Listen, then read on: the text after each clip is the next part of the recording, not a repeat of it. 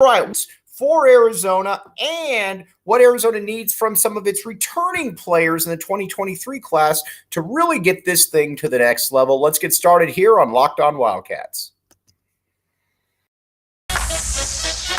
You are Locked On Wildcats, your daily podcast on the Arizona Wildcats, part of the Locked On Podcast Network, your team every day.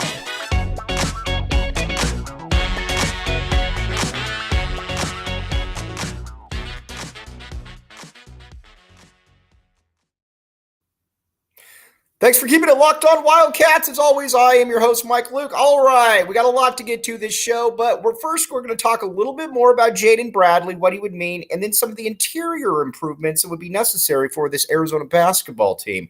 But first, Jaden Bradley. We talked about him a little bit yesterday. Arizona pursuing him. I think he'd be a very nice fit on this Wildcats basketball team. Now, you might say, Jaden Bradley, that name's familiar. It's because the name is familiar. He was a guy that Tommy Lloyd did recruit early on, and he ended up going to Alabama. Now, a lot of people have looked at his stats at Alabama and said, well, how good can he really be? Because, he didn't put up a lot of numbers there. I keep telling people this, Alabama was the most talented team in the country this past year. And he did still play. He got 6 points, 3 assists per game. But you had guys in front of you like Javon Quinterly, a guy that Arizona fans certainly remember, who have been there forever. And that was always going to be a little bit of a difficult place to be able to crack the rotation initially. I think he would fit in very, very nicely at the University of Arizona. And not only do I think he'd fit in nicely, I think he'd fit in perfectly there. And here's why. And again, not going to make it out like Jaden Bradley is like the best player that the world's ever seen, because he's not.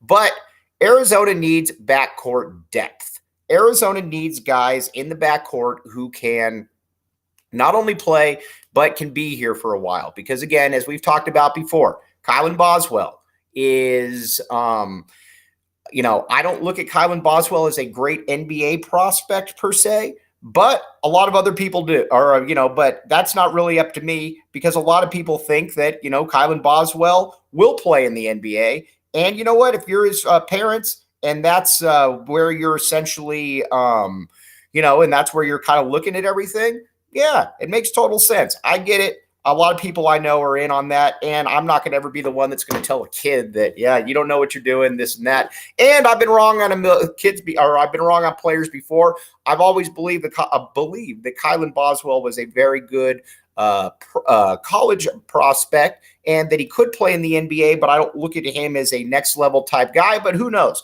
Maybe Jalen Brunson is kind of making that case for this younger crowd right here. I could certainly see that being the case, because again, you look at Brunson, you look at how he's dominating the NBA right now, and you see a certain type of player that kind of fits into that mold right there in Kylan Boswell. But again, there are things about Boswell that you really like. He's definitely more athletic than a lot of people give him credit for. And that's definitely a testament to him, because when you first look at him, he doesn't look like your prototypical,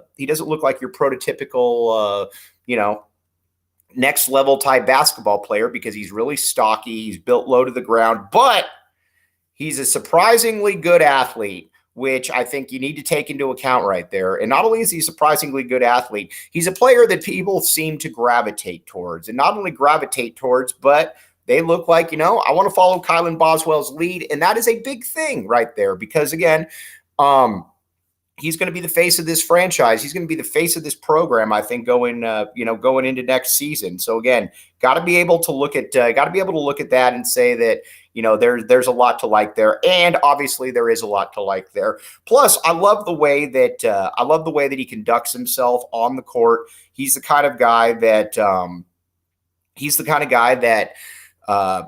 doesn't really get ahead of himself. And I was a little surprised at how well he could shoot the three. He could shoot the three at a very, very high level. And as the year went on, not only was he shooting the three at a high level, that he looked comfortable doing it. And I think a mistake that Tommy Lloyd made was not playing him more towards the end of the year. Because again, I watched him this past year and thought to myself that, This is a guy who should have played more, especially when Kirk Kriisa was struggling in the manner in which he was in the NCAA tournament. I mean, Kirk Kriisa, let's be honest here, was essentially useless against Princeton. He would bring the ball up the court. He couldn't shoot it all. He got abused. There was nothing that was really good about Kirk Kriisa's performance. Meanwhile, Kylan Boswell is playing really good ball, and he's not getting those kind of touches. I would love to see that reversed right there. Well, you will see it reversed because, again, Kirk Kriisa has moved on. And I think that Boswell is going to get, obviously, the lion's share of. Boswell is going to get 30 minutes per game, and I like that a great deal. Now, I will say that I would like to see then Arizona be able to get somebody like Jaden Bradley, because I think Jaden Bradley brings a lot of intrigue to the equation right here. And I guess what I mean by the intrigue factor is, you don't need him to be a great player, but again, we're going to talk about that in a second. But first, let's talk about Built Bar. Built Bar. Now, you might say to yourself, Mike, what can Built Bar do for me? It can make you strong. It can make you physical. And on top of that, I'm going to the gym after this workout. How many times have you dreaded going to the gym because you're like, I don't want to go to the gym. I don't want to have to do this stuff. Built Bar is here for you. And Built Bar, when you're getting done working out, you can say, man, the day has just begun because I can go get a Built Bar at that point, and that is what is exciting stuff. And again, that's where I think we should all embrace the lifestyle that is Built Bar right there. So again, check it out. Get it all your GNCs. We're going to take a quick break, and we'll be right back with you.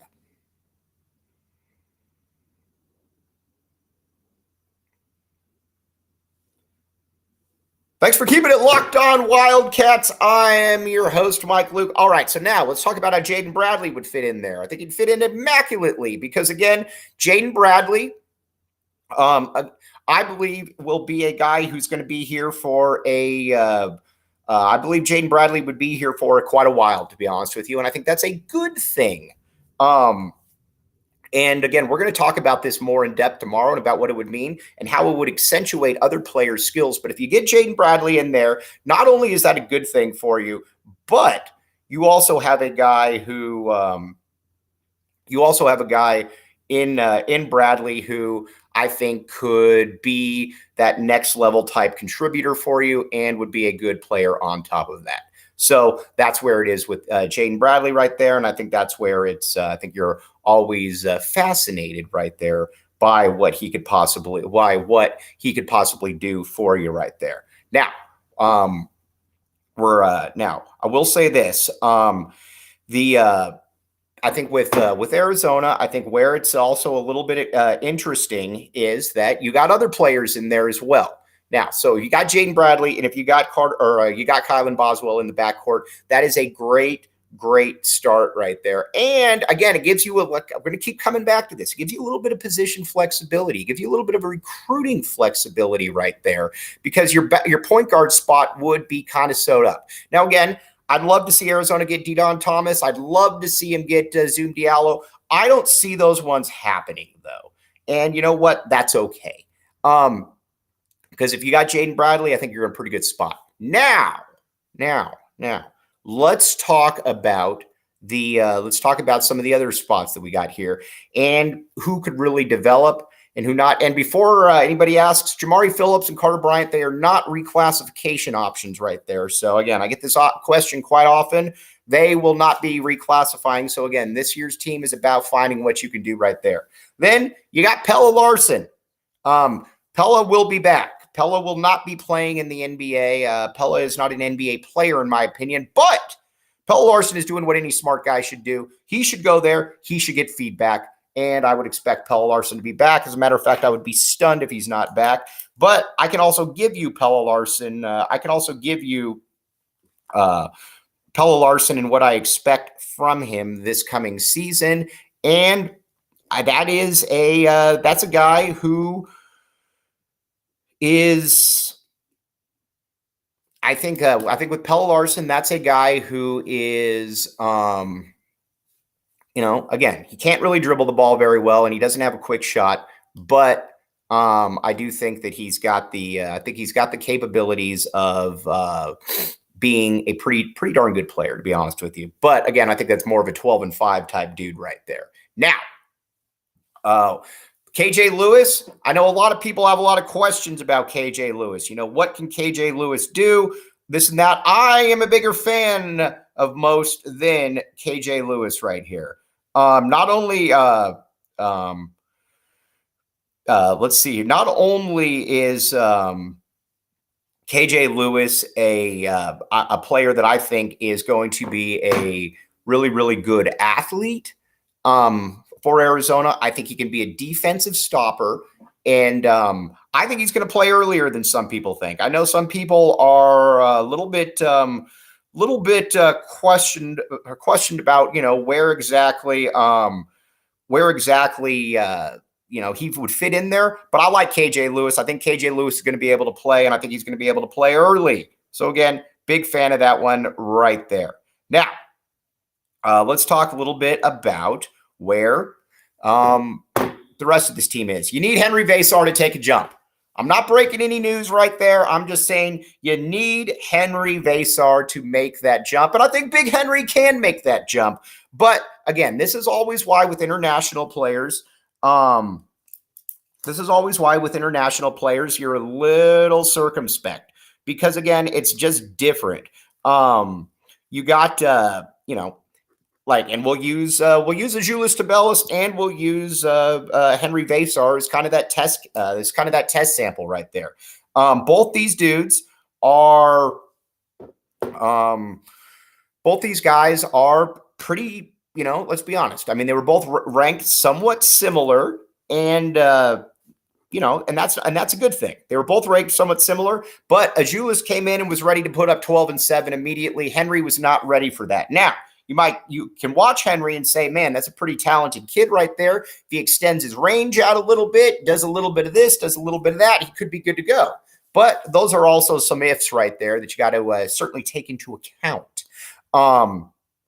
But I'd like to see Big Henry be 11-4 this year, 11-5, something like that. I think Henry's got it in him.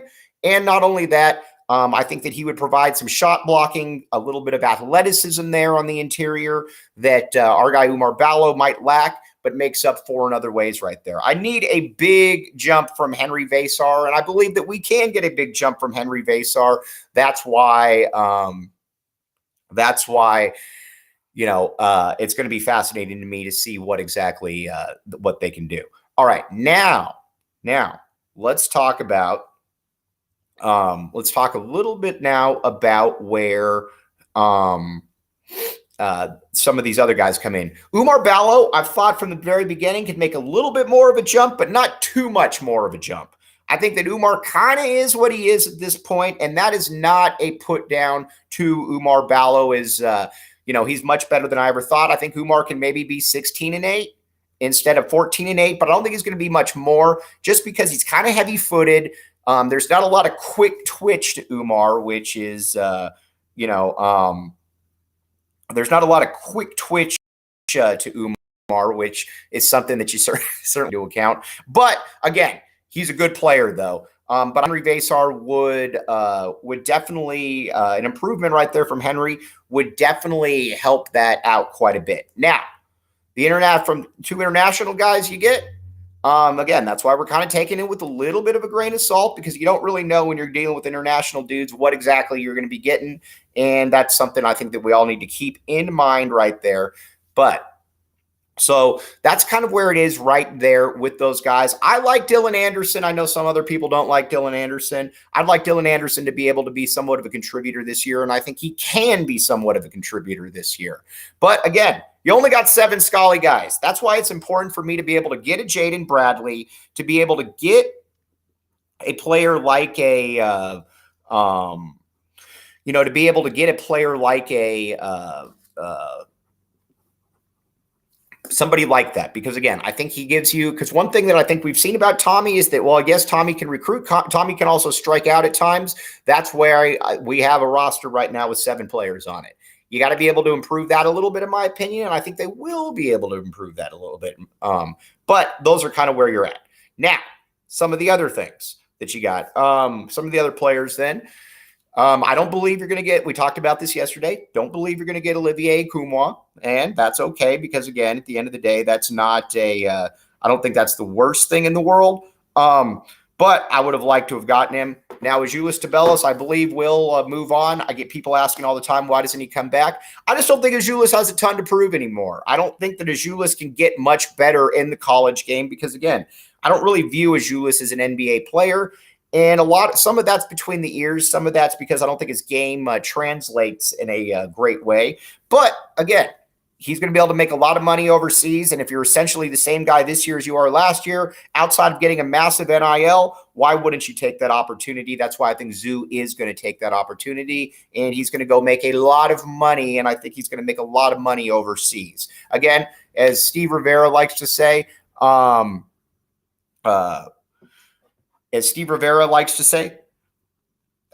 love to have his future. But we'll find out where exactly he is. All right, now we're going to take a quick break, and we'll be right back with you.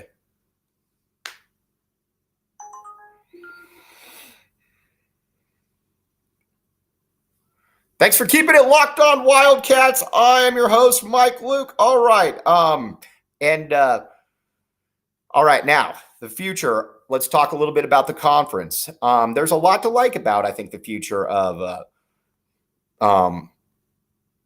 the conference right here. But first, we got to talk a little bit about who I think the two big dogs coming in next year are.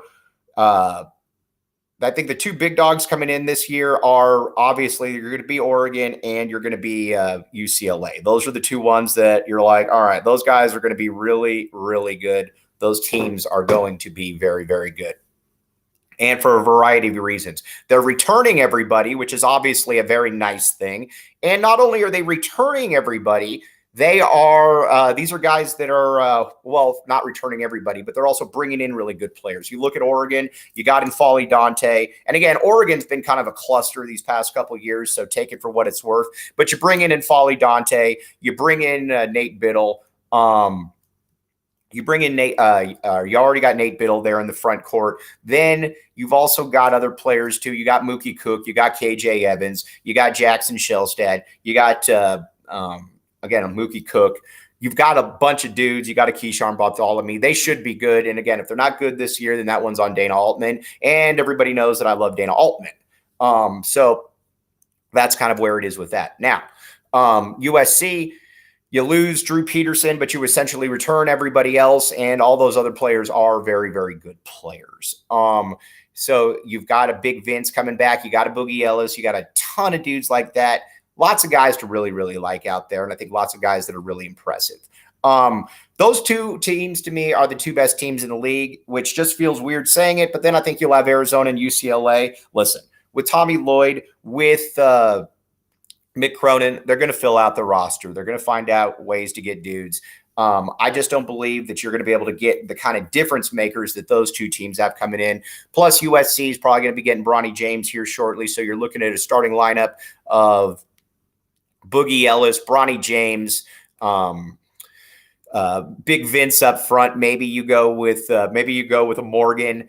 But you got a ton of different options right there. Losing Trey White was a big loss though for them, in my opinion. But those are the two teams right there. Arizona right now, the guys you know are probably going to start are Kylan Boswell, Pella Larson, if the mind is right, Umar Ballo. Those are your three starters. So you got other places to be able to fill in some spots. Jaden Bradley. So again, that's where it's at. But Arizona, I think, will be a top 4 team again. And then you're looking the next year, you're looking to possibly take that jump.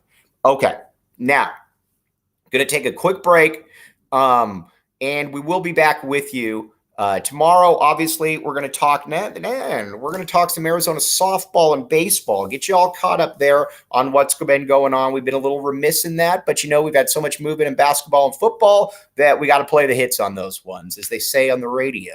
So again, I'm going to take a quick break, signing off with you, but we'll be back with you tomorrow. Have a great rest of your Wednesday. As always, back the A, you have been listening to the Locked On Wildcats podcast, and we will talk with you tomorrow.